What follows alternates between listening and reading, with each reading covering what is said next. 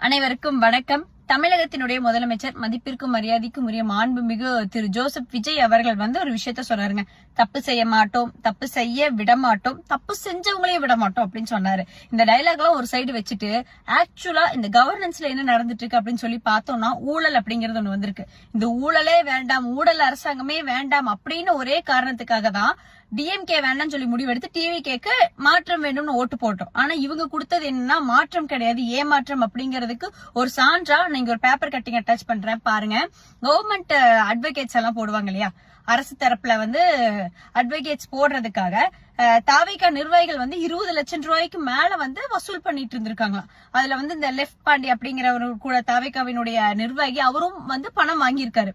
அப்போ நினைச்சு பாருங்க, ஊழலே பண்ண மாட்டோம் அப்படின்னு சொன்னா ஊழல் பண்ணிட்டு இருக்காங்க. இது திரு ஜோசப் விஜய் அவர்களுக்கு தெரியுமா தெரியாது அப்படின்னு தெரியல.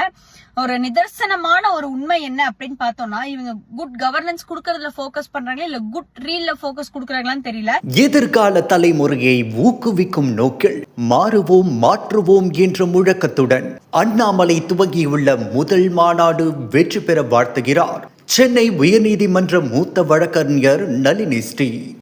அதுல அமைச்சர்களா இருக்கட்டும், தாவேகா நிர்வாகிகளா இருக்கட்டும், போன்ல எப்படி அரசியல் பண்ணலாம் அப்படின்னு கேட்டா ரீல போட்டு பிஜிஎம் போட்டு ஸ்லோமோ போட்டு நல்லா பண்ணிடுறாங்க. கவர்னன்ஸ்ல என்ன இருக்கு அப்படின்னு பார்த்தோம்னா தெரியல. ஒரு சைடு பார்த்தோம்னா அக்குமுலேட் ஆயிட்டே இருக்கு. கோர்ட்டு கேஸ்ன்னு போறவங்களுக்கு தெரியும் எவ்வளவு வழக்குகள் நிலுவையில் இருக்கு அப்படின்னு சொல்லி ரீசெண்டா ஒரு ஜட்ஜு கூட சொல்லியிருந்தாரு. அரசு தரப்புல இருந்து வழக்கறிஞருக்கு ஆஜராகாதனால அந்த கேஸ்ல இருக்கிற பர்சன் போயிட்டு வர போக்குவரத்து செலவை அரசாங்கம் ஏத்துக்கணும் அப்படிங்கிற ஒரு விஷயத்த சொல்லியிருந்தாங்க. அப்ப நினைச்சு பாருங்க எந்த அளவுக்கு நம்மளுக்கு ஒரு அரசு தரப்புல இருந்து ஒரு வழக்கறிஞர் தேவைப்படுறாங்க அப்படின்னு. இந்த இடத்துல ஊழல் அப்படிங்கிற ஒரு விஷயம் நடந்திருக்கு. சொல்ல போனா இது திமுகவை விட தாவேகாவினுடைய இது முதல் ஊழல் அப்படின்னு நம்ம சொல்லலாம். சோ மாற்றம் அப்படிங்கறத நோக்கி எதிர்பார்த்துட்டு இருக்காங்க மக்கள். நல்ல மாற்றத்தை கொடுப்பீங்க அப்படின்னு நம்புறோம். அனைவருக்கும் வணக்கம். தமிழகத்தினுடைய முதலமைச்சர் மதிப்பிற்கும் மரியாதைக்கும் உரிய மாண்புமிகு திரு ஜோசப் விஜய் அவர்கள் ஒரு விஷயத்த சொல்றாருங்க. தப்பு செய்ய மாட்டோம், தப்பு செய்ய விட மாட்டோம், தப்பு செஞ்சவங்களையும் விட மாட்டோம் அப்படின்னு சொன்னாரு. இந்த டைலாக் எல்லாம் ஒரு சைடு வச்சுட்டு ஆக்சுவலா இந்த கவர்னன்ஸ்ல என்ன நடந்துட்டு இருக்கு அப்படின்னு சொல்லி பார்த்தோம்னா ஊழல் அப்படிங்கறது ஒண்ணு வந்திருக்கு. இந்த ஊழலே வேண்டாம், ஊழல் அரசாங்கமே வேண்டாம் அப்படின்னு ஒரே காரணத்துக்காக தான் டிஎம்கே வேண்டாம்னு சொல்லி முடிவெடுத்து டிவிகேக்கு மாற்றம் வேண்டும்னு ஓட்டு போட்டோம். ஆனா இவங்க கொடுத்தது என்னன்னா மாற்றம் கிடையாது, ஏமாற்றம் அப்படிங்கறதுக்கு ஒரு சான்றா நீங்க ஒரு பேப்பர் கட்டிங் அட்டாச் பண்றேன் பாருங்க.